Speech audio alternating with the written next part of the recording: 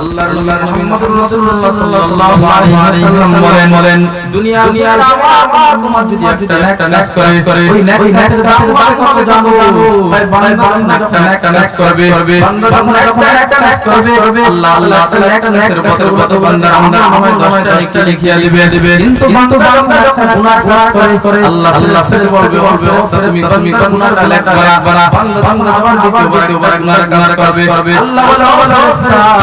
না না আমরা এই গুনাহ লিখবা না দ্বিতীয়বার আবার বান্দা গুনার কাজ করে আল্লাহ বলে না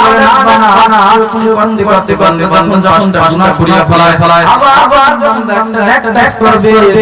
আল্লাহ আবার ফেরেশতা বান্দা গুনাহ কয়টা ও আপনার বান্দা গুনাহ করেছে পাঁচটা নেক করেছে কয়টা আপনার বান্দা নেক করেছে একটা কাজের বদলে আমি আল্লাহ তাআলা বান্দা আমার 10টা লিখিয়ে দিলাম আর এটা নাকি থেকে বান্দা গুনাহ করিয়া আস্তা না আমায় লিখিয়ে দাও এই জন্য বান্দা বেশি নাচ করে আল্লাহ তাআলা হাসিল করবে বান্দা আমাদের সামনে এই রমজান মাসে বেশি নাচ করতে হবে কারণ আল্লাহ তাআলা কোরআনে বলছেন বান্দা দিনে নাচ করো যা আবিল হাসান ওয়া সালিহা একটা নাচের বদলে আল্লাহ তাআলা আমার 10টা লিখিয়ে দিবে এই জন্য আমাদের সামনে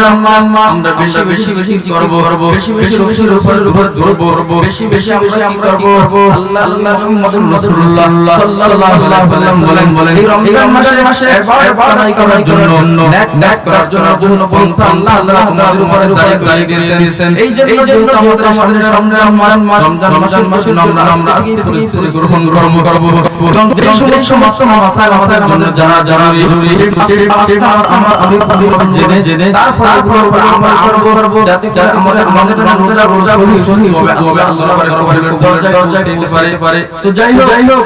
যে কথাগুলো বলেছিলাম সময় সংক্ষেপ যেহেতু আমাকে আলোচনা সংক্ষিপ্ত করা হয়েছে আমি আমার সংক্ষিপ্ত করলাম ইনশাআল্লাহ সামান্য কথা কথাই বলছিলাম হয় নাই যদি পরে আবার ইনশাআল্লাহ বলবো তো যেই কথা বলছি যে রমজান মাস অনেক ফজিলত এজন্য রমজান মাসে আমরা রোজাকে পালন করব না রমজান মাসে নেক করব তারাবি নামাজ আদায় করব আমাদের সমাজে যে ফেতনা আছে অনেকে তারাবি চায় কেউ 20 টাকা করে এই সমস্ত ফেতনা আল্লাহ